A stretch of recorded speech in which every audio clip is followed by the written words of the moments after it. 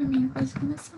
Beleza, gente. Então é o seguinte, a gente vai dar uma olhada hoje nessa parte de representação e pré-processamento dos dados. Na verdade, na próxima semana, pelo cronograma, a gente tá previsto lá a primeira avaliação. Houve uma reunião ontem com a coordenação e eles ficaram de passar as diretrizes, enfim, foi definida, na verdade, algumas alterações, porque a avaliação também deve acontecer à distância. E aí o que for decidido eu deixo vocês a par. Na próxima semana a gente tem avaliação então. Provavelmente vai ser postado lá no ambiente virtual lá no Moodle. E também não vai ter problema, eu deixo explicado lá, tem um prazo para vocês fazerem, como a gente tem feito aí os exercícios. Enfim, então, só recapitulando, a gente veio falando de Business Intelligence, veio falando de OLAP, veio falando de visualização e hoje a gente vai falar um pouquinho sobre pré-processamento. Depois da avaliação, ou seja, daqui a 2 semanas, eu tenho que rever isso porque eu queria fazer as aulas práticas, né? Usar os códigos, a gente rodar, enfim. Aí, de qualquer forma, a gente pode fazer isso à distância também. Eu compartilho com vocês os scripts e vocês rodam aí na máquina de vocês. Eu mando uma espécie de um tutorial para vocês instalarem a ferramenta e não vai haver problema também. Até porque eu não sei até quando, né? Aliás, ninguém sabe até quando a gente vai permanecer nessa forma de ensino. Enfim, então vamos dar uma olhadinha nessa parte de pré-processamento. Antes da gente começar, é interessante a gente dividir, tá? Para todo mundo falar a mesma língua, entender que eu tenho 2 tipos de dados ou atributos, né? Falando aí mais em tabela, que são os quantitativos e qualitativos. Por que é importante entender o que é quantitativo e qualitativo? Porque isso é fundamental para eu saber quais são as ferramentas ou algoritmos, enfim, que eu vou usar para fazer a análise. O que é um dado quantitativo? Números. Toda vez que você tem uma idade da pessoa, sei lá, o número da casa da pessoa, quando você tem o número do CPF, enfim, a gente está falando de dados quantitativos. Tá? E dados qualitativos é aquilo que eu tenho que são categóricos. Bom, ruim, grau de instrução, sei lá, ensino fundamental, ensino médio, ensino superior. É importante entender o que eu tenho de categorias e o que eu tenho de números. Isso é importante para a gente saber depois qual é a ferramenta que a gente vai utilizar para poder avaliar ou analisar esses dados. Então, essa é a primeira parte, isso é importante. Bater o olho no dado e saber se é quantitativo ou qualitativo. A partir disso, eu tenho a questão do pré-processamento propriamente dito, que é o que a gente vai precisar fazer. A gente vai olhar lá na frente que eu vou passar para vocês aí, sei lá, uma cerca de uns 5, 6 algoritmos que a gente vai utilizar para poder fazer a criação dos modelos preditivos, fazer com que a máquina aprenda e a gente poder enxergar de fato algum resultado no final. Mas para que eu consiga fazer isso, a ideia é que a gente consiga um dataset, ou seja, um conjunto de dados. Eu vou disponibilizar isso para vocês, existe aos montes hoje na internet, mas a gente vai precisar fazer um pré-processamento mesmo nesses conjuntos de dados, esses dados brutos que eu estou chamando aqui, para que eles fiquem apropriados, né? Para que a gente possa fazer análise, isso é importante. Aqui ele está falando ali, por exemplo, eu tenho um atributo contínuo. O que é um atributo contínuo? E aí uma outra categoria de dados, né? A gente falou qualitativo e quantitativo. O que é um atributo contínuo? Uma variável contínua, um atributo contínuo, são aqueles números que não são inteiros, né? Por exemplo, o comprimento de uma mesa ou o comprimento do móvel, coisa parecida, ele é um dado contínuo, porque ele permite que eu coloque ali, por exemplo, uma casa decimal. No entanto, eu posso precisar transformar esse atributo contínuo em categorias. E nesse caso aí, eu pego uma sequência de dados. Imagina uma tabela onde eu tenho lá uma coluna que eu tenho comprimento de mesas. Sei lá, fabricante de mesas, vários modelos e eu tenho lá o comprimento da mesa. Eu tenho várias linhas com os modelos das mesas e os seus comprimentos. Mas eu não quero trabalhar, na verdade eu não quero trabalhar com o valor lá, o comprimento da mesa, sei lá, 20 centímetros, 40 centímetros, 50 centímetros, 0,8, enfim. Eu quero transformar todos esses números em 3 categorias: comprimento curto, médio e longo. Então, eu vou precisar usar alguma técnica para que eu possa fazer isso. Eu não posso arbitrariamente pegar todo mundo lá e dizer, não, isso aqui é tudo curto, isso aqui vai entrar como médio ou longo. Eu vou ter que separar isso, vou criar categorias, isso é chamado de discretização. Isso é importante quando eu estou trabalhando com análise de dados. Então, isso é uma forma de pré-processamento. Na verdade, quando vocês recebem o dataset, ele vai vir com os comprimentos lá em números, né, o que a gente está chamando aí de dados brutos. Mas eu vou precisar, eventualmente, transformar isso em categorias. Outro exemplo é o número de atributos em um conjunto de dados. Ele pode ser, muitas vezes, reduzidos, né? Eu falei sobre isso em outros vídeos. É a questão da dimensão dos dados, das minhas tabelas. Quanto mais atributos eu tenho nessa tabela, para determinados algoritmos isso fica extremamente complicado para que o algoritmo aprenda quais atributos são mais importantes ou influenciam mais em determinado tipo de modelo preditivo. Então, em alguns casos eu vou ter que reduzir isso, eu vou ter que reduzir a dimensão da minha tabela, ou seja, se eu tiver lá 30, 40 atributos, eu eventualmente vou precisar passar isso, sei lá, para 10, 12 atributos. Esses 10, 12 atributos seriam os atributos mais importantes para fazer a análise. Claro que também não vou arbitrariamente ou chutar lá, aleatoriamente escolher, eu quero desses 30 aqui, eu quero esses 12. Não é isso que vai acontecer. A gente vai passar por isso também, eu quero mostrar isso para vocês. A gente tem algoritmos que acabam avaliando qual é a importância dos atributos para que eu consiga prever alguma coisa. A gente até comentou sobre isso em sala de aula, eu falei lá do exemplo de evasão de alunos.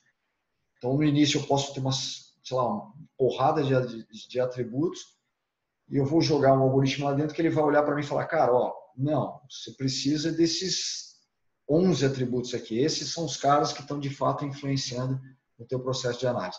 Isso é parte do pré-processamento também. Isso é função de quem está fazendo análise de dados. Portanto, função nossa. Nós, enquanto aí profissionais na área de análise de dados. Então, vamos lá. Então, a gente tem aqui, a gente já dividiu isso em qualitativo e quantitativo. Então, qualitativo são as categorias, né? Tá ali, dados categorizados. E os quantitativos são dados numéricos, né? Intervalar, proporcional. O intervalar e proporcional aqui, falando de proporção, de intervalo, isso são números. Só que os categóricos, ali os qualitativos, eles podem ser nominais ou ordinais. E tem uma diferença aí, isso tem um impacto também na hora que eu faço o processo de análise. O que é um atributo qualitativo nominal? Eu estou classificando lá um cliente como um bom cliente ou um cliente que não é bom. Ou um cliente que está adimplente ou inadimplente, ou seja, pagou ou não pagou. Esses são atributos nominais, ou seja, são qualitativos. Eu estou dando uma categoria para o cara. Pagou, não pagou, adimplente, inadimplente, bom, ruim, enfim. Não tem uma ordem aqui. Na verdade, a gente não está falando de ordem. Quando eu falo, por exemplo, num atributo categorizado, que é bem comum, é estado civil. Casado, solteiro, viúvo, enfim, divorciado. Eu não tenho uma ordem aqui. Ou seja, isso é chamado de nominal. Mas existem atributos qualitativos, ou seja, categóricos, que têm uma ordem. E eu preciso respeitar essa ordem. Por exemplo, grau de instrução é um atributo categorizado, é um qualitativo, só que é ordinal. Porque o grau de instrução, ele obedece uma ordem, tem uma hierarquia ali. Ensino fundamental, ensino médio, ensino superior, blá, blá. Então, nesse caso, eu preciso respeitar essa ordem. Então, eu preciso identificar isso nos meus dados. Vem cá, esse atributo que eu estou trabalhando aqui, ele é qualitativo. Ótimo, beleza. Já identifiquei que é qualitativo, não é um número. Tá, mas ele é nominal ou ordinal? Ele tem que respeitar uma ordem ou ele é só uma categoria e não interessa a hierarquia dessa categoria? Isso é um processo importante, isso é uma análise que eu preciso fazer antes de começar a trabalhar com esses dados. Porque, eventualmente, eu vou precisar transformar esses categóricos, tanto os nominais como os ordinais, em números. E se for um categórico nominal, está tudo certo. Ele não tem ordem. Eu posso dizer que o número 1 é bom e o número 2 é ruim. Está valendo. Eu posso dizer que o número 1 pagou o financiamento e o número 2 não pagou. Está valendo. Agora, se for ordinal, eu tenho que respeitar a ordem. Essa questão que a gente falou de grau de instrução. Ensino fundamental, ensino médio, ensino superior, há uma ordem aqui. Eu tenho que respeitar. Se eu for transformar isso em números, eu preciso respeitar essa ordem também. E os numéricos, enfim. Isso a gente está falando de atributos numéricos e aí você bate o olho no atributo e você identifica se ele é numérico ou não. Por exemplo, o comprimento que a gente falava no slide anterior. Ele é um número. O que vai acontecer é o contrário. Eu eventualmente precisar discretizar esse atributo, ou seja, transformar esses atributos que são numéricos em categorias. Nota, é importante que vocês entendam uma coisa aqui, isso é muito importante. Dependendo daquilo que eu quero fazer lá na frente, dependendo do tipo de análise exploratória ou modelo preditivo que eu quero construir, ora eu vou precisar transformar um atributo que é qualitativo em número, ou seja, nominal, ordinal em número, ou eu vou precisar transformar um numérico em categórico, ou seja, qualitativo. Isso é possível. Existem técnicas para fazer isso. Mas isso vai depender completamente daquilo que eu quero fazer, daquilo que eu quero analisar e qual é o resultado que eu quero obter com esse modelo preditivo, ou seja, o que eu quero enxergar, o que eu quero que ele preveja para mim. Algumas características aí, agora não do atributo, mas agora a questão de conjunto de dados, ou seja, que a gente está chamando aí de, eventualmente eu chamo aí de datasets, enfim, isso é conjunto de dados. A primeira coisa que eu preciso analisar no meu conjunto de dados é o que a gente falava há pouco, é a dimensão. Isso é importante pra caramba. Tá? O que é dimensão? É o número, vou repetir isso aí, eu venho falando isso nos últimos vídeos também, é o número de atributos que os objetos desse conjunto de dados possuem. Ou seja, quantos atributos as minhas tabelas possuem. E outra coisa fundamental quando eu trabalho com análise de dados, porque a gente está falando aqui o resultado final disso aqui é desenvolver uma solução que seja possível gerar informação para tomar decisão, né? Sistemas de apoio à decisão. Quando eu olho para esses caras, para esse conjunto de dados, para os meus datasets ou tabelas, o número de linhas que eu tenho na minha tabela, isso não é um fator preocupante. Tá? Eu tenho lá 8 milhões de linhas, 10 milhões de linhas. Isso pode ser limitante do ponto de vista de capacidade de pré-processamento. Sei lá, minha máquina está muito lenta, ela não processa. Bom, mas aí é uma limitação da tua estrutura computacional. Isso não é um problema que o algoritmo não vai poder lidar. Então, número de linhas de uma tabela, tranquilo. 10 milhões, 15 milhões, 100 milhões, 1 bilhão de linhas, tudo bem. Isso dá jeito, a gente pode particionar isso e trabalhar de forma particionada. O que incomoda, o que tem um impacto negativo, às vezes, no resultado do meu processo de análise, é a dimensão das minhas tabelas. Ou seja, a quantidade de colunas que a minha tabela tem. E isso é importante pra caramba. Porque, na verdade, o que eu quero fazer? Eu quero justamente analisar, diminuir, na verdade, o que ele está chamando de redução da dimensionalidade. Se eu puder reduzir a dimensão das minhas tabelas sem perder informação relevante, claro, isso é importante, né? Não posso tirar um atributo da minha tabela e esse atributo ele tem um impacto gigante no processo final de análise. Não é isso que eu quero. Eu preciso avaliar, e a gente tem algoritmos que fazem isso, a gente vai dar uma olhada nisso aí na frente. O algoritmo você vai rodar o algoritmo em cima desse conjunto de dados e vai dizer, cara, eu quero prever aqui se o cliente vai romper o contrato comigo. Ele vai dizer, você quer analisar se ele vai romper o contrato. Perfeito, eu quero saber se ele vai romper o contrato. Ele vai olhar lá 50 atributos que eu tenho na minha tabela e vai dizer, cara, esses 50 aqui você tem 12 atributos aqui que de fato impactam nessa decisão do cara permanecer contigo ou romper o contrato. Ótimo, então eu vou descartar todos os outros atributos, pego esses 12 que o algoritmo já me garantiu, tem métodos estatísticos para avaliar isso, claro, ele vai me dizer, tem esses 12, eu vou avaliar estatisticamente isso para ver se de fato isso é relevante. Vou dizer, não, beleza, está valendo, estatisticamente é relevante, tem 12 atributos aqui que de fato influenciam se o cara vai romper o contrato ou permanecer comigo. Ótimo, daí eu vou construir o meu modelo, ou seja, Vou rodar meu algoritmo em cima desses 12, crio o meu modelo preditivo e eu tenho aqui, obviamente, o primeiro impacto dessa questão de redução da dimensionalidade é o tempo de processamento. Né? Quanto menos atributos eu tiver, mais rápido vai ser gerar esse modelo. Então, essa é a primeira característica que é fundamental. Não importa, seja o que você for fazer em análise de dados, não se preocupem com a quantidade de linhas da tabela. Você tem que estar preocupado com a quantidade de colunas dessa tabela. E eu vejo às vezes as pessoas dizem, mas pô, eu tenho aqui uma tabela gigante, tem 100 milhões de linhas, como é que eu vou processar isso? Não importa. Isso aí a gente dá um jeito. Agora, eu tenho 60 atributos. Isso é problema. A gente precisa ver se de fato esses 60 caras aí. Às vezes você manter os 60 atributos no modelo, ele vai estragar o teu modelo, ele vai me dar um resultado lá na frente que não é verdade. Então, reduzir essa dimensão é extremamente importante. Ponto importantíssimo, não dá para esquecer disso.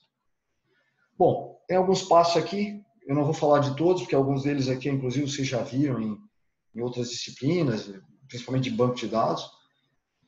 Então, eu tenho aqui alguns, não são esses só os passos do pré-processamento. Eu trouxe alguns aqui que, de fato, são relevantes.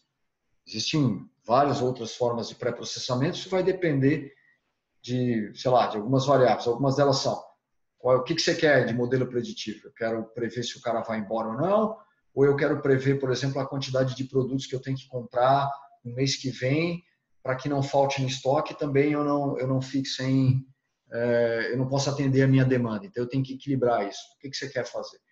Ou você quer classificar os teus clientes? Eu quero segmentar os meus clientes. Eu quero dizer, aqui eu tenho um grupo de clientes que são clientes que compram determinados produtos, aqui eu tenho um outro grupo de clientes que gastam mais ou gastam menos.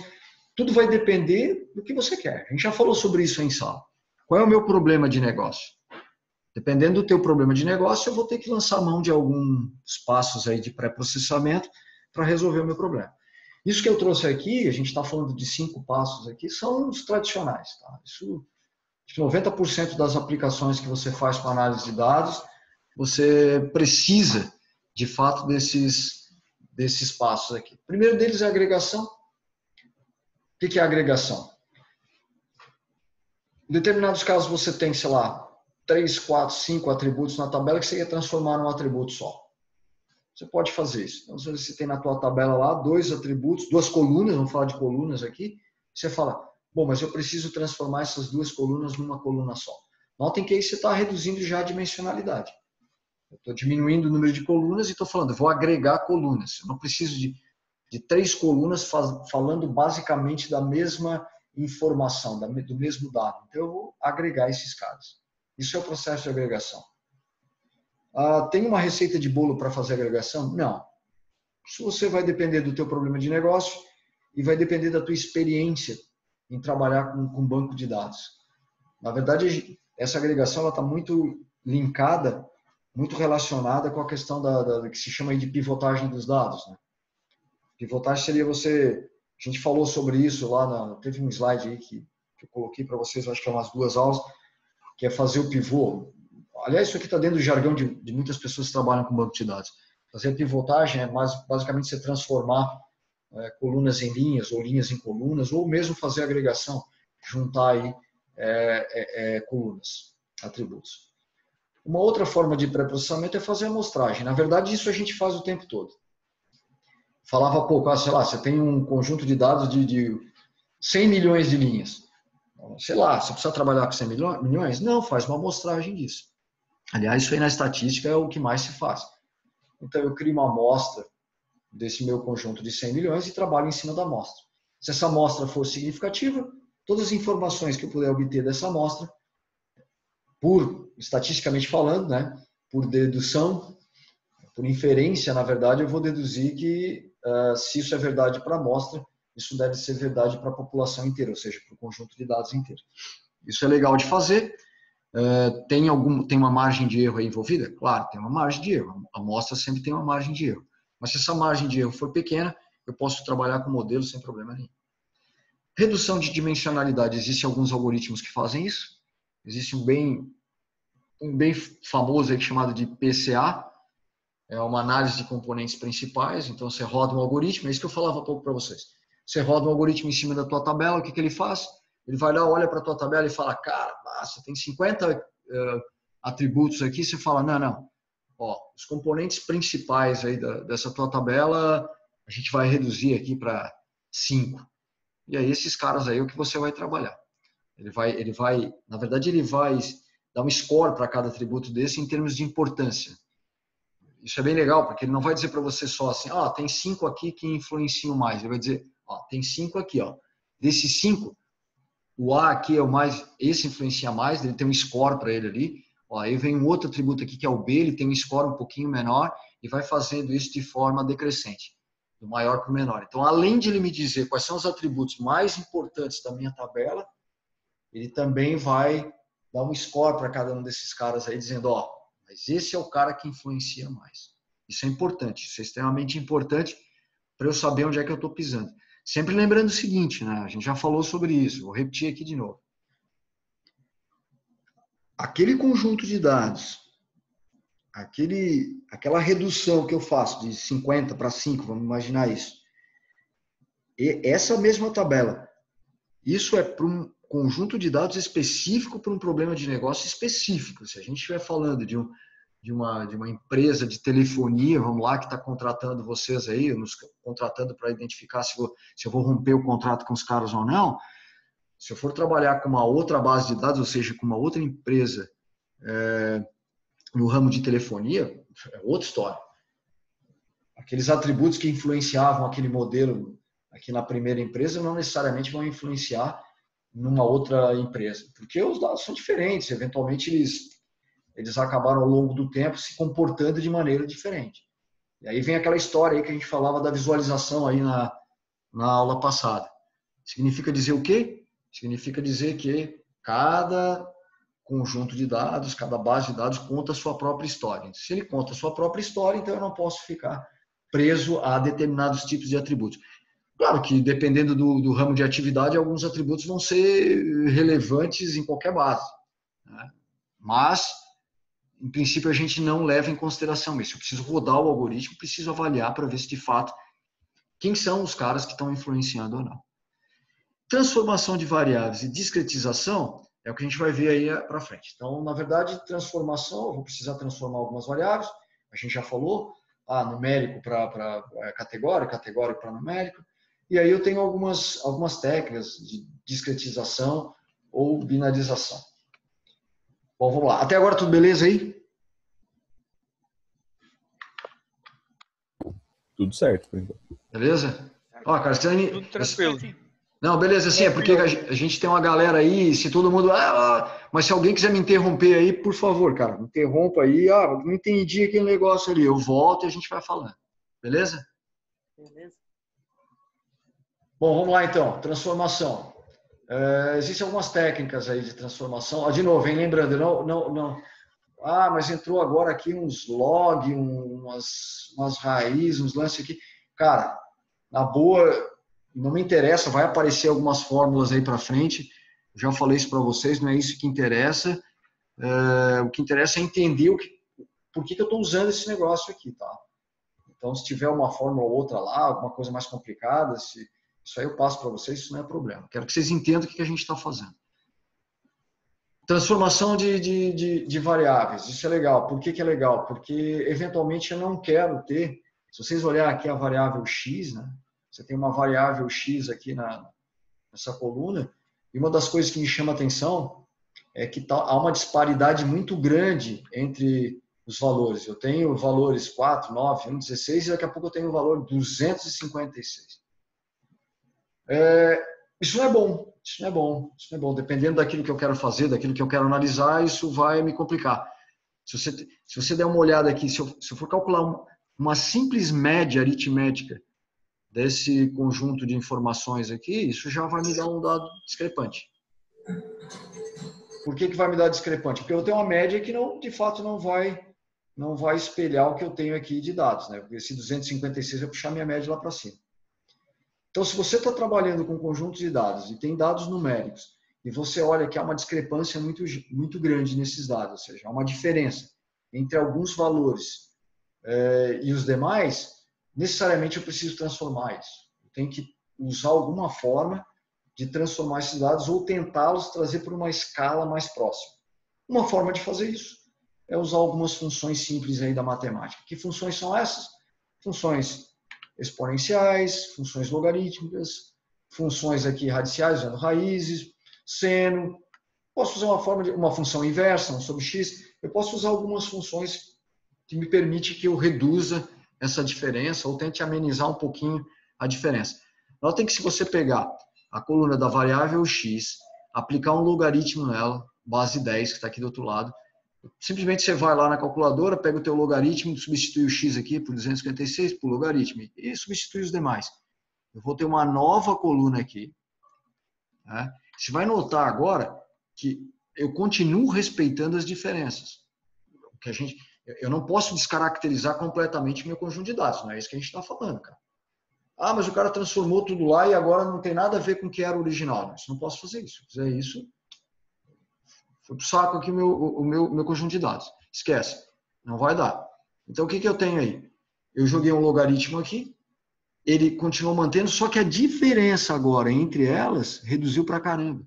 E agora já tem uma diferença menor. Isso já é mais homogêneo. Se eu for calcular a média aqui, a média já vai ficar numa coisa mais interessante. Então, isso é uma forma de fazer. A forma mais comum de fazer, eu joguei o logaritmo aqui, é porque é o logaritmo. A maioria das pessoas transformam. Quando eu não quero uma discrepância muito grande, eu jogo um logaritmo e resolvo o problema. Isso é uma forma de fazer. Transformar usando uma função simples. Outras formas interessantes técnicas, que é a discretização e binarização. Bom, vamos lá. Ele está dizendo ali, os dados devem estar na forma de atributos categorizados para que eu trabalhe com algoritmos de classificação. O que é um algoritmo de classificação? Eu quero classificar alguma coisa. O sujeito vai romper o contrato, o sujeito não vai romper o contrato. O sujeito vai sair da universidade, o sujeito não vai sair da universidade. O sujeito vai me pagar o financiamento, o sujeito não vai me pagar o financiamento. Então, isso são modelos de classificação. Bom, se eu quiser trabalhar com classificação, eu preciso ter atributos categorizados, ou seja, em categorias. Algoritmos que encontram padrões de associações, de associação, requerem que os dados estejam na forma de atributos binários. Então, eu tenho problemas de classificação, tenho problemas de associação. Associação é aquela história do tipo cesta de supermercado, né? O fulano que comprou esse produto também comprou isso. Isso não é uma classificação, isso é uma associação. Eu estou associando o produto A com o produto B.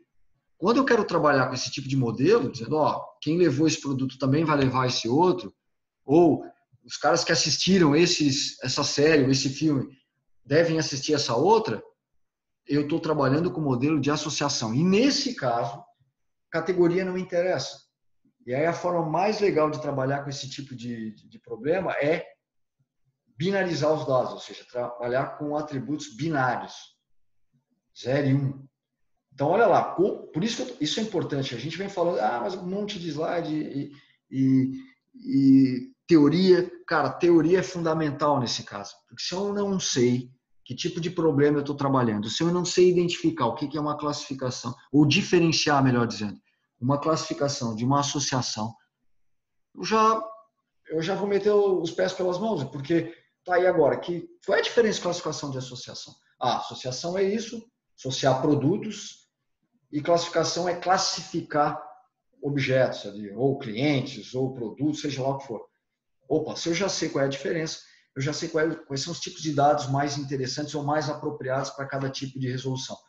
Se é categórico, se é binário. Então, isso é extremamente importante. Senão eu vou ficar dando volta e não vou conseguir resolver o problema.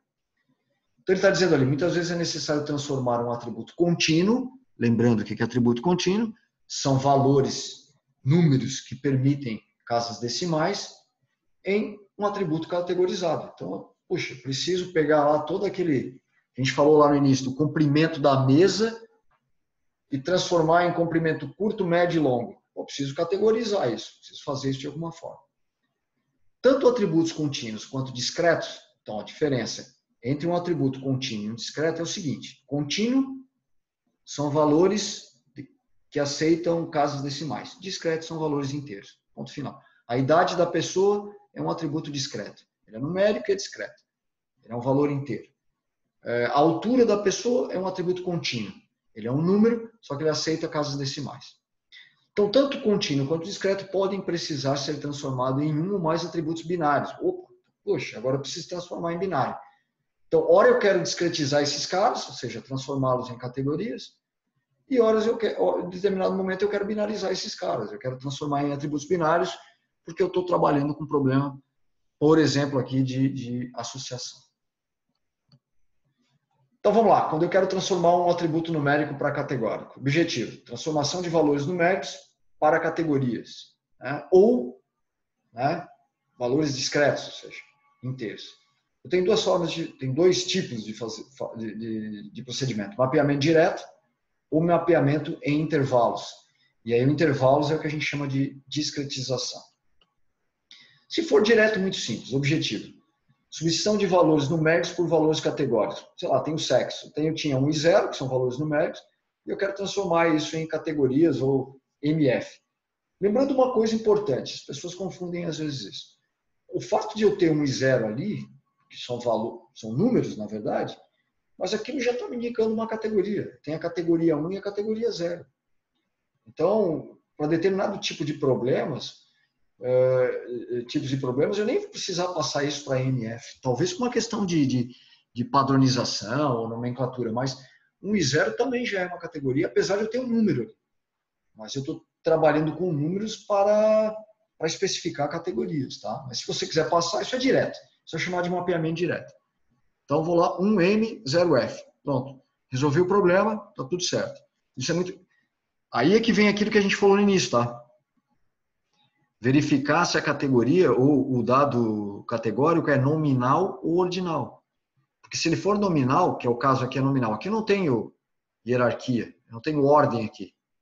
Então está tudo certo, eu pego um valor e transformo num número, aliás, e passo para uma categoria, MF. Agora, se for ordinal, aí eu preciso respeitar a ordem, eu preciso respeitar a hierarquia. Bom, e se eu tiver intervalos? Beleza, ótimo. A gente está falando de discretização aqui. Eu substituição de valores dentro de um intervalo por um identificador. Né? Esse identificador intervalo é uma categoria, um nome. Eu tenho um exemplo aí de número de dependentes. Número de dependentes de uma pessoa é um atributo numérico, por natureza numérica. Quantos dependentes você tem? 1, 2, 3, enfim. E eu quero transformar isso em categorias do tipo poucos dependentes, uma média e muitos dependentes. Então, eu posso estabelecer intervalos nesse caso. Eu tenho poucos números, está tudo certo. 0 a 1 poucos, 2 a 5 média, 6 a 99, muitos dependentes. E notem que embaixo ali eu tenho 0, 1 e 2. Está valendo. Apesar de ser, de novo, apesar de serem números aqui 0, 1, 2, isso está representando uma categoria. Eu não vou fazer nenhum cálculo aqui, nenhum procedimento aritmético com os valores 0, 1 e 2. Por quê? Porque eles não são... Nesse caso aqui, para mim, eles não representam um número para eu fazer algum cálculo. Ele está representando só uma categoria. Então, isso é discretizar. Estou discretizando. O que é discretizar? Pegar uma sequência de valores, transformar isso em intervalos e atribuir um nome para isso, atribuir uma categoria. Está valendo. De numérico para categórico. Aqui, o mapeamento direto para cá, nesse caso aqui, é relativamente simples. Está tudo certo, não tem problema nenhum. Bom, agora eu tenho algumas coisas mais interessantes aqui para frente. Então, por exemplo, eu tenho aqui, continuo falando de discretização. Imagina que você tem uma coluna lá, a idade do cliente, sei lá. E aí você tem uma sequência lá, naquela coluna tem 2, 10, 14, 20 e assim por diante. Eu tenho formas de intervalar isso, de criar intervalos para esses caras. Trabalhar com intervalos pré-definidos. Ele está falando, depende do domínio da aplicação. Claro. Isso vai depender sempre do problema de negócio que eu quero resolver. O que você quer fazer? Bom, aqui o cara está fazendo o seguinte, ele está dando um exemplo. Ó, eu quero criar só 2 categorias. Então, de 0 a 18 é infantil, de 19 a 99 é adulto. Olha só, importante para ver se vocês estão entendendo o que eu estou falando aqui. Eu tenho uma tabela e tenho uma coluna de idade. E lá nessa coluna de idade são os números, 2, 10, 14, 20, 22. Esse conjunto de dados chegou para mim, eu preciso fazer uma análise qualquer e falo, cara, mas não é legal eu trabalhar com essas idades dessa forma. eu preciso discretizar isso, eu preciso criar duas categorias, porque isso vai facilitar o meu processo de análise. E aí eu defini que de 0 a 18 eu vou chamar a categoria infantil e de 19 a 99 eu vou chamar de adulto. Bom, o que você vai fazer? Você vai criar uma coluna nova na tua tabela. Ponto final. Vai aparecer uma nova coluna, um novo atributo para você lá. E aí você vai percorrer a tua tabela, é a original, e vai avaliar. Ah, é 2, infantil, 10, infantil, 14, infantil, 20, adulto, 22, adulto. E você vai ter uma outra coluna que só vai ter 2 valores, infantil e adulto. Na hora que eu for aplicar o meu algoritmo, para criar o meu modelo de classificação, por exemplo, eu não vou olhar para a coluna original de idade. Eu vou olhar para essa coluna nova que eu criei, de infantil e adulto. É dessa forma que a gente precisa trabalhar. Vai cair na minha mão um dataset, um conjunto de dados bruto, uma série de problemas, digamos assim, que eu preciso pré-processar para criar estruturas para que o meu modelo funcione de forma adequada. E aí eu vou criar aquele cara. E eu vou desconsiderar, por exemplo, aquele atributo de idade. Notem, lá para o modelo operacional que está rodando lá no banco de dados dia a dia, vai continuar a idade, está tudo certo. Agora, para a minha análise, eu vou precisar criar atributos, certo? Eu posso trabalhar com intervalos de igual tamanho. Quando eu conheço, aqui está falando, conhecimento dos limites dos exemplos. Aí tem uma formulazinha fácil de fazer. Eu pego o maior valor, menos o menor mais 1 e divido pelo número de intervalos que eu quero criar. Então, por exemplo, ali, para 2 intervalos, eu peguei 75, que é o maior valor, menos o menor valor, que é o 2 ali na minha conjunta. Então, tenho 75, que é o maior, tenho 2, mais 1. Divido isso por 2, porque eu quero criar 2 intervalos, ele me dá o 37. Ótimo. Então, eu sei que o 37 é o ponto ali onde eu vou dividir as estruturas. 2 a 38 e 39 a 75. Então, basicamente o que eu tenho é isso aqui. Eu tenho lá 2 a 38, no intervalo 39 a 75. Aí, nesse caso aqui, eu não fiz de forma pré-definida. Eu só quis criar intervalos de igual tamanho. Ou seja, eu quero criar uma estrutura onde eu tenho intervalos mais ou menos de tamanhos iguais. E por último, eu também posso trabalhar com igual frequência. Mesmo número de exemplos, obviamente, do meu conjunto de dados.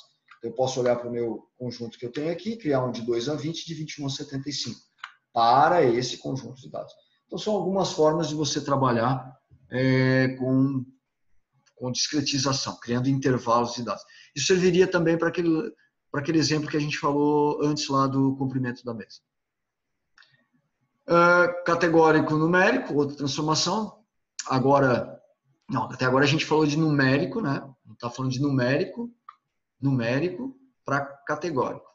Agora a gente vai falar de categórico para numérico. Categórico para numérico. Transformação de valores categóricos em numérico. Tem um mapeamento direto também e tem uma representação binária que é chamada de 1 de n. Como é que funciona isso? Se for um mapeamento direto, olha lá o que a gente falou. Bom, que tipo de dado é isso aqui? É quantitativo nominal. Não tem ordem. Estado civil não tem ordem. Ótimo, está tudo certo. Eu tenho de casado é 1, solteiro é 2, viúvo é 3, divorciado é 4 e o outro 5. Eu não vou fazer nenhuma análise de hierarquia aqui e nem vou usar nenhum procedimento aritmético, fazer conta com esses valores. Esses valores aqui estão representando categorias, né? Só que eu passei ele para numérico porque o meu algoritmo lá, se eu fosse analisar no nível mais elementar lá do meu algoritmo, ele vai trabalhar com números. E toda vez que eu puder transformar categoria em números, está tudo certo, está valendo. Mas eles são números que estão representando categorias, né? Quando eu olhar para o número 3 aqui, eu estou olhando, categoria de viúvo. Olhar para o 2, solteiro. E assim sucessivamente. Notem, 1 de n. Por que 1 de n? Eu tenho lá n atributos, n valores do atributo lá categórico, eu vou passar, cara, 1 para 1. 1, 2, 3, 4, 5, sem problema nenhum. Agora aqui é o que a gente falava do ordinal.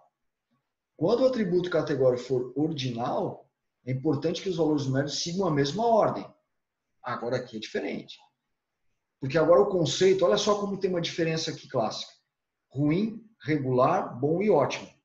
Se eu quiser fazer uma comparação, eu não vou comparar aqui, na questão do Estado Civil, eu não tenho como comparar a diferença entre casado e solteiro, a diferença entre casado e viúvo. Não faz sentido eu falar em diferenças aqui, em comparações. Agora, nesse caso aqui de ordinal, tem. Vamos imaginar que isso aqui seja a qualidade de um determinado produto que foi fabricado. Então, a qualidade ruim, regular, bom, ótimo.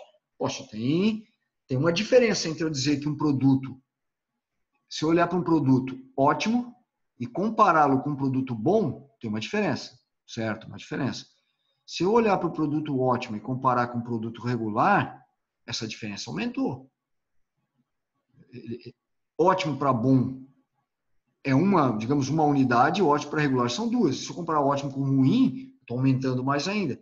Por isso que é importante, quando eu tenho atributos categóricos que obedeçam uma ordem, portanto são ordinais, que eu mantenha uma estrutura de mapeamento, se eu passar de categoria para valores, que sigam a ordem. Senão, a hora que eu precisar fazer uma comparação, essa comparação vai ser totalmente equivocada, porque eu não tenho lá a diferença entre ruim para regular, 1, beleza. De ruim para bom, 2, opa, legal. Se eu inverter essa ordem aqui, eu já vou ter problema lá no final.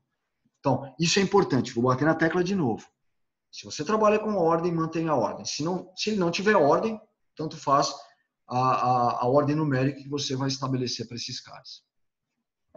E a representação binária 1 de N, isso aqui, se eu quiser trabalhar com associação, aquilo que eu falava há pouco, o que é associação?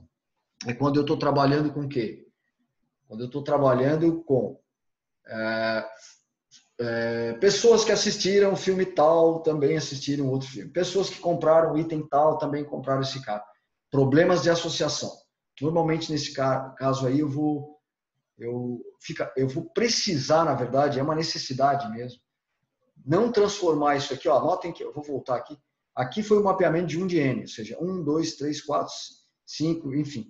Isso aqui é muito bom para trabalhar com problemas de classificação. Agora, se eu quiser associação, eu vou ter que binarizar esse negócio. E notem que a forma de binarização aqui, ela é interessante. Porque chamar a atenção de vocês para uma coisa, isso é importante, e importante para caramba. Senão não vai funcionar. Eu quero até mostrar isso para vocês na prática depois. Se eu quiser transformar esse exemplo que eu tenho aqui agora na tela, casado, solteiro, viúvo, divorciado e outro, e eu vou trabalhar com problema de associação, ou seja, aquilo que eu falei para vocês, um sistema que associa um determinado evento com outro evento. E transformar isso nessa representação binária de 1 de N, notem que aqui eu tenho 1, 2, 3, 4, 5 dígitos para cada um dos itens. Isso significa que, de novo, recebi um conjunto de dados e tem uma coluna, um atributo chamado estado civil. Estado civil do cliente, por exemplo. Está lá. Tenho lá 1 milhão de clientes nesse dataset. E eu vou transformar agora isso para uma representação binária. Eu não vou criar uma única coluna e colocar nessa única coluna esses 5 dígitos aqui. Para cada linha desse cara aqui que eu tenho de casado, cada um desse dígito aqui vai ser uma coluna diferente no meu dataset. Vou repetir.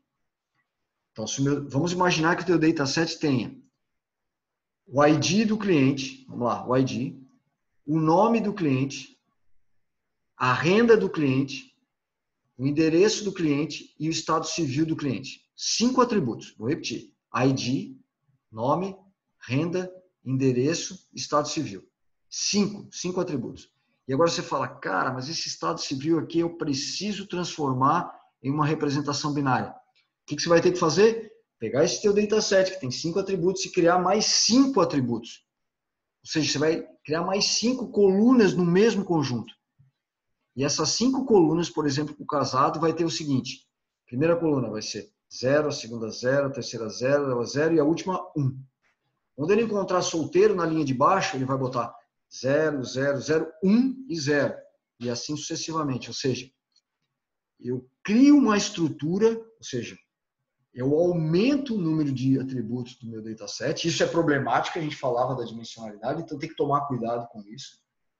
Nesse caso, Max, mas quantas colunas eu vou precisar criar? Olha só, eu tenho um casado, solteiro, viúvo, divorciado e outro. Então eu tenho 1, 2, 3, 4, 5 categorias. Se eu tenho 5 categorias, eu preciso ter 5 colunas. Cada categoria, porque você vai notar que o número 1 aqui no dígito binário, ele está em posições diferentes para cada uma dessas categorias. Portanto, se você tiver 10 categorias no teu atributo, você vai precisar criar 10 colunas adicionais no teu conjunto de dados. Porra, então se eu tiver 20, 30, eu vou precisar botar 20, 30 a mais colunas no teu conjunto de dados. Portanto, tome cuidado com isso. Se for estritamente necessário, se for muito necessário, mas o meu modelo exige que eu faça isso, você tem que fazer. Tá? Mas tem que tomar cuidado, porque você está aumentando o número de colunas. Isso é chamado de representação binária 1 de n. E vem a parte da normalização, que normalização significa ajustar as escalas, aquilo que a gente falava lá no início. Eu quero colocar todo mundo dentro da mesma escala. Eu tenho algumas formas de fazer isso. Posso fazer isso de forma linear, usando desvio padrão, usando o máximo dos elementos, ou fazendo por uma escala decimal. Vou passar isso aqui para a gente ter uma ideia do que a gente está falando de normalização. Olha o que ele está falando ali, ó, evita maior influência em determinados métodos e atributos com grande intervalo de valores. Ou seja, se eu tenho um valor que é um outlier, na verdade, né? Um cara que está destoando muito dos demais, esse cara vai influenciar no meu processo de previsão ou o meu processo de análise de uma série, por exemplo, de dados para prever lá a compra de um produto. E eu preciso normalizar isso para que isso não influencie no meu processo final, né? Na verdade, não acaba me dando um valor que eu estou enxergando o valor aí que nem é errado. Então, vamos lá. Primeiro caso lá. Vamos entender isso aqui. Aí que tá. Tem uma fórmula aqui. É uma formulazinha simples, inclusive. Onde é que eu tenho que prestar atenção? Para a coluna despesa. Então, despesa lá, eu tenho 1.000, 2.000, 3.000, 1.500, vai embora, tá? Aí eu tenho lá 500 e 4.000. Notem, o 4.000, ele tá, você vai dizer, mas tá bem acima? Não tá muito acima. E eu tenho um 500 ali que está dentro. Mas eu falo, cara, mas eu quero trazer todo mundo aqui para dentro de uma mesma escala. Significa dizer que eu quero transformar a coluna despesa para uma escala, todos os valores vão entrar na mesma escala, entre 0 e 1. Como é que eu faço isso? Uma fórmula extremamente simples. X é o valor da despesa, por exemplo, a primeira aqui, 1.000. X menos o valor mínimo do meu conjunto de dados. Eu olho para o conjunto de dados e vejo que o mínimo é 500. Então, o mínimo é 500, dividido pelo valor máximo, 4.000, menos o 500. Simples. Ou seja, se você olhar bem para essa fórmula aqui, o valor mínimo e máximo, eles são constantes, são fixos. O mínimo sempre vai valer 500 e o máximo sempre vai valer 4.000. Óbvio, para essa coluna. Aí eu só tenho que ficar variando, né, ou alterando o valor de X. Ele vale 1.000 na primeira linha, vale 2.000 na segunda, 3.000, e aí eu vou obtendo esses novos valores. Se vocês olharem para a coluna despesa normalizada, todos os valores estão entre 0 e 1. Sendo que o maior valor é 1, que é o 4.000, o menor é 0. E todos os outros são valores dentro desse mesmo intervalo. Então, é uma normalização linear, por quê? Porque eu estou trabalhando com intervalo entre 0 e 1. Certo? Então, mas essa fórmula aí, não se preocupe com a fórmula. Eu quero que vocês entendam por que eu faço isso e qual é a ideia de normalizar. Eu quero normalizar porque eu não quero ter discrepância nos dados. Eu quero jogar todo mundo dentro da mesma escala ou do mesmo intervalo. Isso é que eu quero fazer. Isso é o mais importante. Tem uma outra forma de normalização que é chamada, eu tenho que usar o desvio padrão. E aí cabe aqui não vou entrar no mérito aqui, mostrar a forma de desvio padrão, depois vocês podem procurar isso inclusive aí no Google e tal. A ideia do desvio padrão qual é?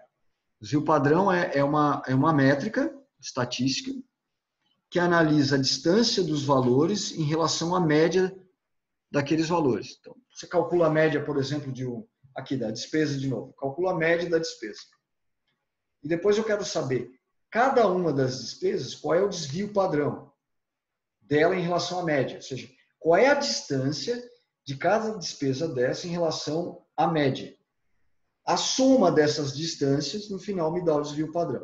Ou seja, quanto menor for o desvio padrão, mais próximos da média esses valores estão. Portanto, a gente vai dizer, esse conjunto de dados aqui, então ele é bastante homogêneo.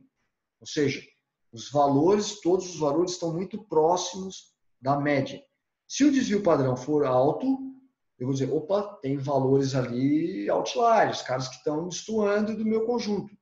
Eu tenho um conjunto de dados, nesse caso, heterogêneo, porque eu preciso analisar e encontrar esses outliers, eventualmente até tirá-los aí do conjunto de dados.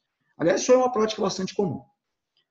Você tem um conjunto de dados muito grande, sei lá, 8 milhões, 10 milhões de linhas, e você fala, cara, encontrei aqui, sei lá, 50 linhas aqui nesses 8 milhões, que são valores totalmente discrepantes. O que eu faço com esses caras? Bom, 8 milhões para 50, isso não é significativo. Simplesmente descarto esses caras do meu conjunto. Alguém vai dizer, pô, mas peraí, mas aí quando você descarta a linha, você descarta a linha inteira. Será que você não está perdendo informação útil? Posso. Só que aí é um trade-off, né? O que significa? É custo-benefício. Eu estou perdendo alguma informação, mas estou evitando que esses outliers causem algum problema maior lá no final, na hora que for fazer a minha previsão. Então, aqui é uma outra forma de fazer. Então, ele tem uma fórmula aqui. De novo, x novamente é a minha despesa. X menos a média. Então, menos a média, eu pego a coluna inteira da despesa, calculo a média. Então, diminui 1.000, por exemplo, no primeiro caso, da média, a média daqui, 1.850, dividido pelo desvio padrão, que é representado pela letra sigma aqui, sigma minúsculo. E aqui já foi calculado o desvio padrão está dando aqui 1.131,62. Pronto, tá legal. A média do desvio padrão é fixo, a média é uma só para a coluna, o desvio padrão também é um só. Então, eu tenho que substituir só a média, só o x aqui nesse caso, diminuir da média e desvio padrão. Notem que agora, olha, detalhe, no exemplo anterior, vou voltar aqui, todos os valores ficaram dentro do mesmo intervalo. Aqui, eu reduzi a escala, mas eu não tenho mais um intervalo de 0 e 1. Então, você pode dizer, bom, qual é a vantagem ou desvantagem de você usar esse e não o outro? Está falando aqui, é útil quando o mínimo e máximo são desconhecidos. Mas você vai perguntar, mas toda vez que eu pegar um conjunto de dados é muito fácil saber qual é o máximo. Concordo. Claro que você vai saber qual é o valor mínimo ou máximo que você tem ali dentro. Agora vai depender do teu algoritmo, como é que ele se comporta melhor. Qual é a dica aqui? Você pode pegar a tua despesa, preciso normalizar, aplico a primeira lá, linear, intervalo, joguei, rodo o algoritmo. Bom, tá, me deu um resultado legal. E você fala, mas se eu não tentar jogar os caras tudo para dentro do intervalo, reduzir a escala, mas deixar um pouco mais flexível, vou usar o desvio padrão. Normalizo pelo desvio padrão, rodo o algoritmo. Você vê o resultado.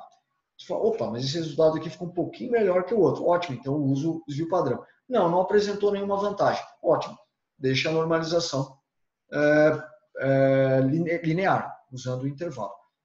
São técnicas diferentes com o mesmo objetivo, ou seja, reduzir a escala, né, ou nesse caso aqui, a amplitude, né, do meu conjunto de dados, da minha coluna. Amplitude significa o quê? O maior valor e o menor valor. Quero reduzir isso aí.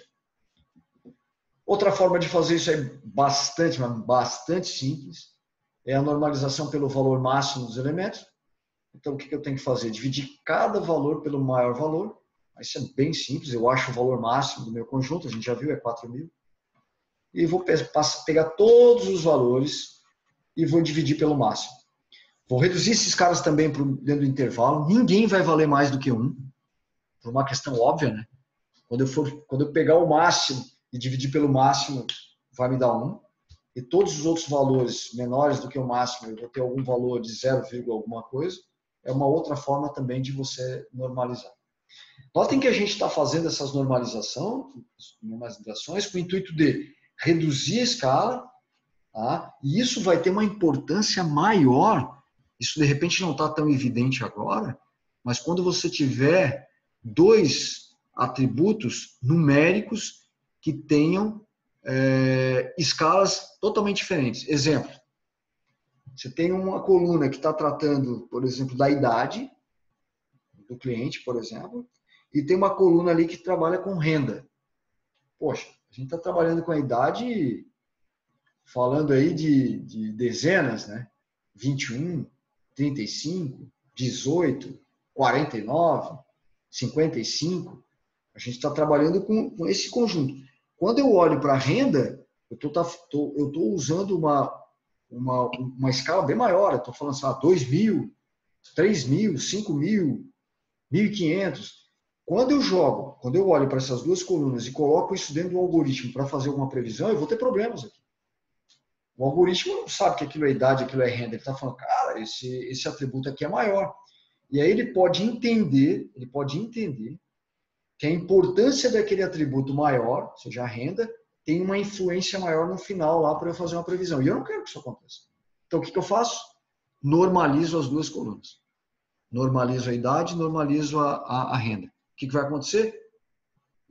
As duas colunas vão ser transformadas, ou melhor dizendo, elas vão ser compactadas dentro do mesmo intervalo.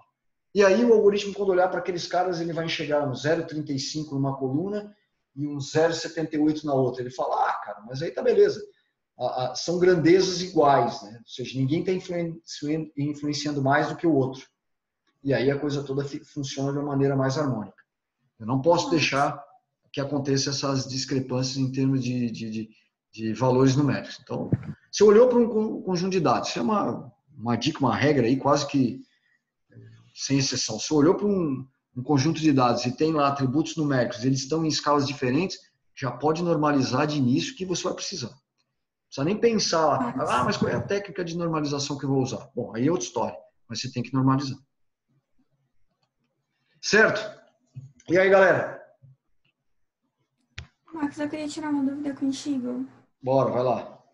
Tá, se tu tiver, sei lá, 3, 4, 5 colunas, tem que normalizar elas todas pela mesma fórmula? Ou tu pode normalizar uma de um jeito, outra de outro? Boa pergunta. Não, aí é detalhe. Vamos lá. O exemplo que eu passei agora, eu tenho idade e tenho renda. Eu falei há pouco, escolhe a regra que você quiser, mas aquela regra que você escolheu, você vai usar a mesma regra para todas as colunas numéricas daquela tua tabela. Tá? Isso é importante. Senão eu vou ter problemas ali. Eu quero usar sempre a mesma. Se você vai usar essa última aqui, o máximo, o desvio padrão, por exemplo, então todo mundo vai ser pelo desvio padrão. Se eu vou usar o intervalo linear, todas elas vão ser pela mesma. Certo? Ô Max, mas nessa do desvio do intervalo ali, ela tem uma certa taxa de não questão de acerto, mas ele fica, digamos assim, com várias casas decimais após a vírgula, levar em consideração o arredondamento padrão ou arredondar para cima ou para baixo? Boa. Não, nesse caso aqui eu não arredondo, cara. Olha só, se você pensar aqui, tanto a primeira aqui, normalização linear, eu tenho duas casas, não vou arredondar isso aqui, eu vou manter as casas decimais. Essa outra... Então, se deu 0,149, mantém o 14. Se der 0,149, eu mantenho 0,149. Tá, beleza. Mantém o número inteiro, no caso. Exato. Não é legal aqui a gente usar nenhuma técnica estatística de arredondamento, ou truncar, por exemplo. Vou truncar. Não, é 0,149 para 0,15. Porque isso é importante que você falou. Porque assim, mas cara, de 0,149 para 0,15, mas se eu começo a olhar para um monte de dados numa tabela que tem, sei lá, 100 milhões de linhas, no final eu vou ter um valor expressivo. Eu não quero que aconteça isso. Eu quero usar o valor de fato que está lá na minha tabela.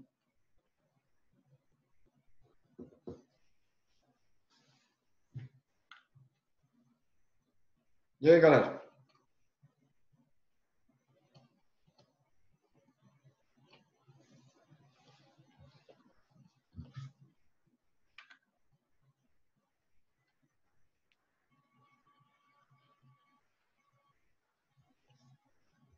E aí, pessoal?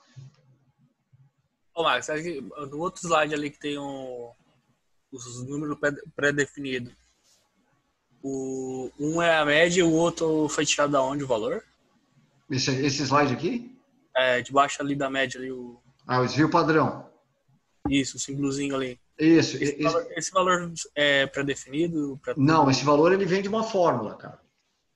Se você for no Google agora e procurar desvio padrão, ele vai te trazer a fórmula do desvio padrão. Tá? Beleza. E esse desvio padrão, ele é calculado um valor, né, como está aqui, 1.131, para todas as linhas dessa coluna. É como se fosse uma média, né?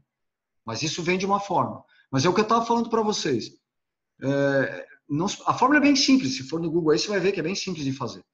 Mas, na verdade, a fórmula é x menos a média dividido pelo total e você tira a raiz quadrada disso. Mas isso não é importante. Vamos imaginar, vai ter uma avaliação.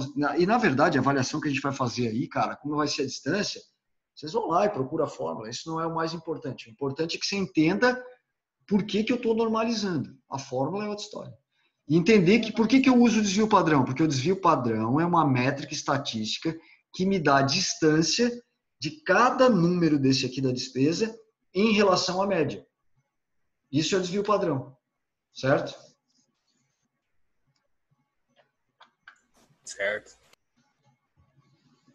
Tem um chiando aí nenhum. Oi? Isso aí a Vanessa passou em estatística, né? Desvio padrão, essas coisas Sim, assim. sim, cara. Com certeza vocês viram isso lá numa disciplina de estatística. Só que e daí isso não é um problema de vocês, ninguém lembra, tá? Ninguém lembra de forma de desvio padrão e para que serve desvio padrão. Mas eu tenho mais uma dúvida lá na transformação dos dados. Qual transformação? Categórico para numérico. Tu falou que se ele for ordinal, tem que seguir sempre a mesma ordem, né? Os números também.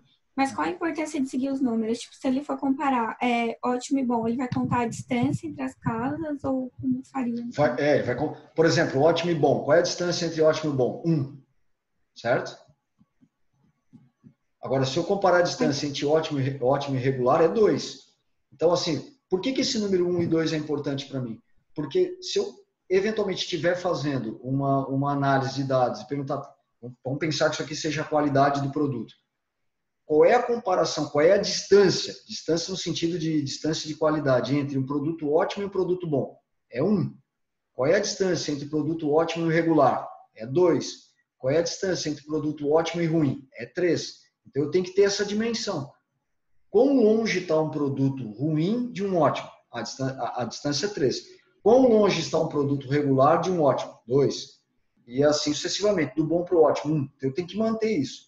Se eu inverter os dados ali, ou não levar em consideração os números, colocar aqui uma ordem diferente, eu não vou ter essa dimensão da distância entre o que é ruim, o que é bom, o que é regular, o que é ótimo, enfim.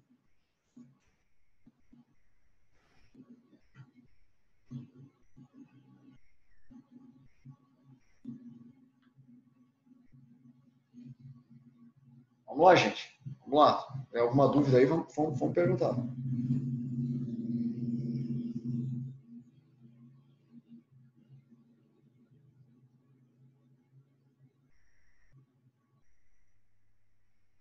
Então é o seguinte, ó. Tô gravando isso aqui, eu vou disponibilizar essa aula que a gente fez aqui agora lá no Moodle, e lá no Moodle já tem o seguinte, eu coloquei lá os slides já estão lá. Tem uma sequência de slides que é bem legal. Estava na internet, dando uma pesquisada, já tem só um tempo, que está falando basicamente disso que eu falei. Lá tem outros exemplos, tem outros detalhes, eu acho interessante dar uma olhada. E como de praxe tem lá um exercício, tá? Uma atividade para vocês. E essa atividade está relacionada com essas transformações que a gente fez agora aqui, né? Usar alguma métrica lá, alguma técnica para transformar ou normalizar os dados. E aí, assim, só reforçando, na próxima semana é a primeira avaliação. Eu vou ainda conversar com o Nassim para ver certinho como é que a gente vai fazer isso, como é que o curso definiu essa forma de avaliação, e postar essa avaliação lá para vocês com um prazo para vocês terminarem. Tá? E depois dessa avaliação, daqui a 2 semanas, eu particularmente, uma opinião minha, agora não sei se vai acontecer ou não, acho que mesmo na semana depois da avaliação a gente ainda vai estar nessa situação, a gente volta a fazer a aula aqui pelo ambiente, aqui, enfim, através de videoconferência. Certo?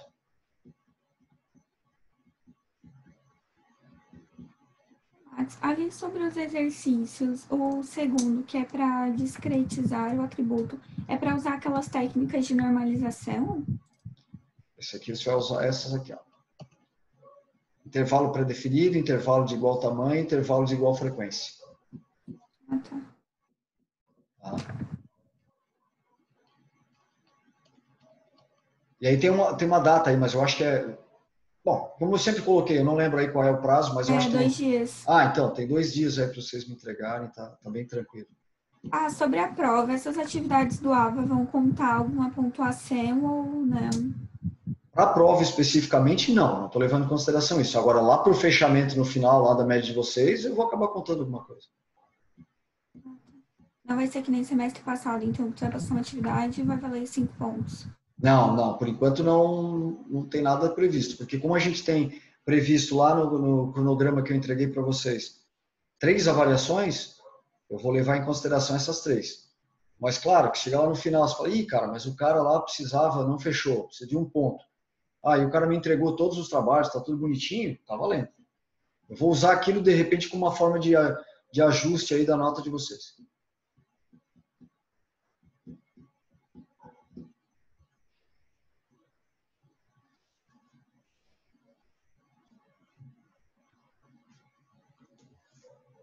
Certo, gente? Certo, Max. Certo, tudo certo. Beleza. Mais alguma questão? Até então, não. Beleza. E outra coisa, né, A gente? princípio, não. Qualquer coisa aí também, entrar em contato tá tranquilo, né? Não é problema nenhum.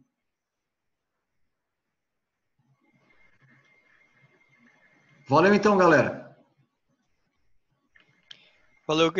Valeu, Max. Valeu, gente. Boa noite para vocês aí. E vamos falando. E cuidem-se, né? Igualmente.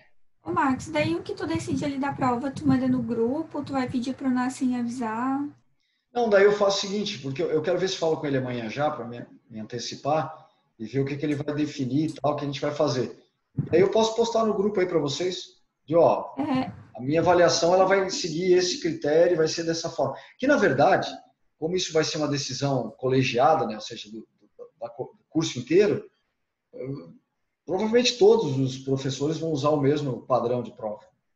Porque isso não é uma... Isso foi definido que ia ser uma decisão aí colegiada, né?